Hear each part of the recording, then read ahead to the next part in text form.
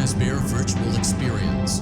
Fazbear Entertainment is excited to join the digital age, and what better way to do that than with an edge-of-your-seat virtual reality experience.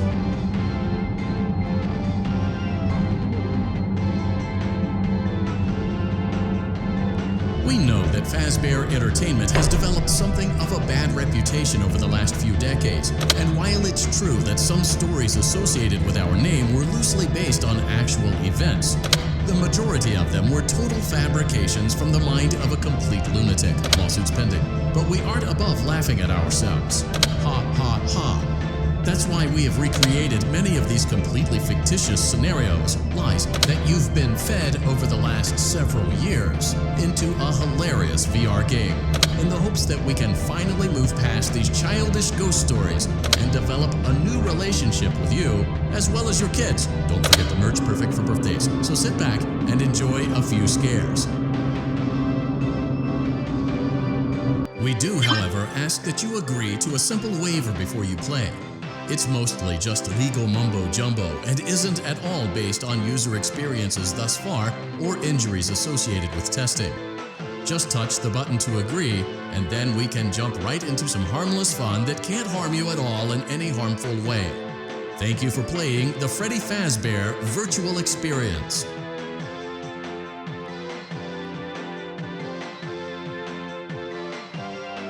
You acknowledge that Fazbear Entertainment is not responsible for accidental digital consciousness transference, real-world manifestations of digital characters, nightmares, night terrors, night sweats.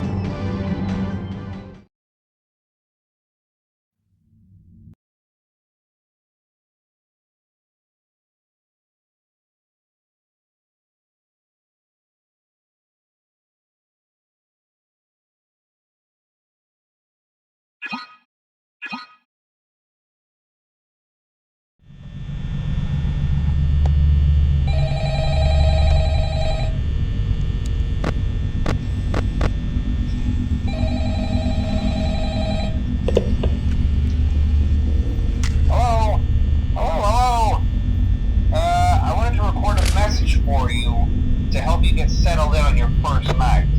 I actually worked in that office before you. I'm finishing up my last week now, as a matter of fact, so I know it can be a bit overwhelming, but I'm here to tell you there's nothing to worry about. You'll be fine. So let's just focus on getting you through your first week, okay? Let's see. First, there's an introductory greeting from the company that I'm supposed to read. It's kind of a legal thing, you know. Welcome to Freddy Fazbear's Pizza, a magical place for kids and grown-ups alike, where fantasy and fun come to life. Fazbear Entertainment is not responsible for damage to property or person. Upon discovering that damage or death has occurred, a missing person report will be filed within 90 days or as soon as property and premises have been thoroughly cleaned and bleached and the carpets have been replaced. Blah, blah, blah. Now, that might sound bad, I know, but there's really nothing to worry about. The animatronic characters here do get a bit quirky at night, but do I blame them? No. If I were forced to sing those same stupid songs for 20 years and I never got a bath, I'd probably be a bit irritable at night too. So remember, these characters hold a special place in the hearts of children, and we need to show them a little respect, right? Okay. So just be aware, the characters do tend to wander a bit. They're left in some kind of free roaming mode at night.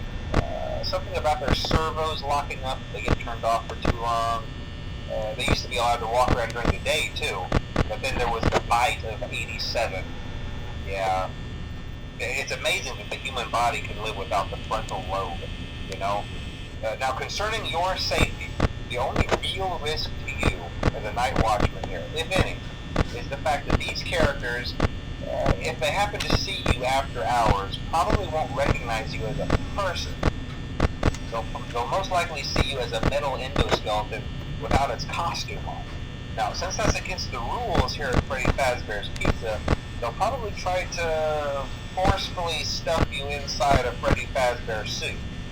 Now, that wouldn't be so bad if the suits themselves weren't filled with cross beams, wires, and animatronic devices, especially around the facial area.